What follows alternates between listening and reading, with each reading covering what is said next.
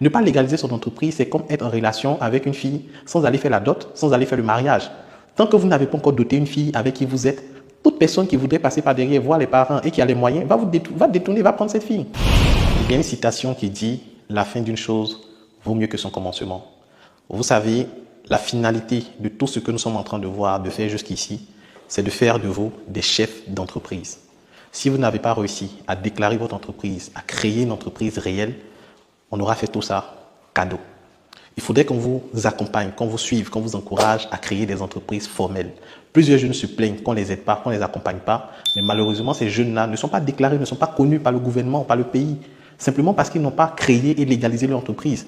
Plusieurs jeunes entrepreneurs ils sont des travailleurs autonomes. Ils n'ont aucune entreprise, ils ne créent pas de l'emploi, ils ne créent pas vraiment de la richesse réelle. Donc, apprenez à légaliser votre entreprise. Ne pas légaliser son entreprise, c'est comme être en relation avec une fille sans aller faire la dot, sans aller faire le mariage. Tant que vous n'avez pas encore doté une fille avec qui vous êtes, toute personne qui voudrait passer par derrière, voir les parents et qui a les moyens, va détourner, va prendre cette fille.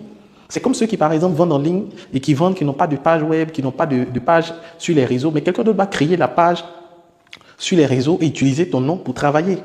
Il y a des inventions que vous faites, des concepts que vous développez, que vous ne brevetez pas. Quelqu'un d'autre va partir breveter. Et c'est à lui qu'on va donner parce que légalement parlant, c'est lui qui a les papiers. Faites les choses légalement. Créez votre entreprise. Créez votre entreprise. Cessez d'être des jeunes entrepreneurs qui ne sont même pas connus par le gouvernement dans lequel ils sont. Créez vos entreprises. Cessez de juste être des entrepreneurs de page Facebook. Et aujourd'hui, c'est ce que nous allons voir dans ce module de formation. Forme juridique et création d'entreprise.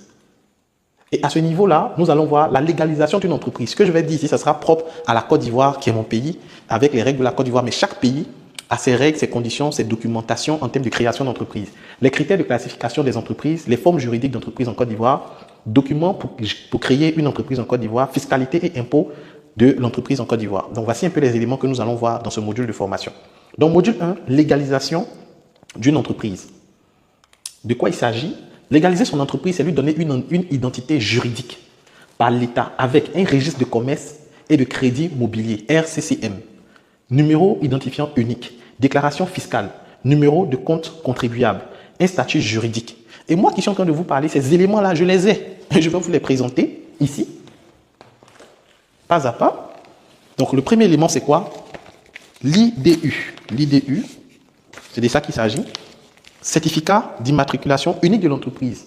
Donc, mon entreprise, quand je dis j'ai mon entreprise, ce n'est pas une affaire de WhatsApp, ce n'est pas une affaire de Facebook. C'est parce que j'ai un document ici qui présente le certificat d'immatriculation unique. De la même manière que lorsque tu nais dans ton extrait de naissance là, ton entreprise, voici pourquoi on dit qu'une entreprise c'est une entité morale. Ton entreprise vit, ton entreprise doit avoir des papiers.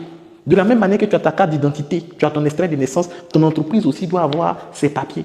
Notamment, le numéro d'identification unique. Il y a aussi le registre de commerce. Le registre de commerce, RCCM.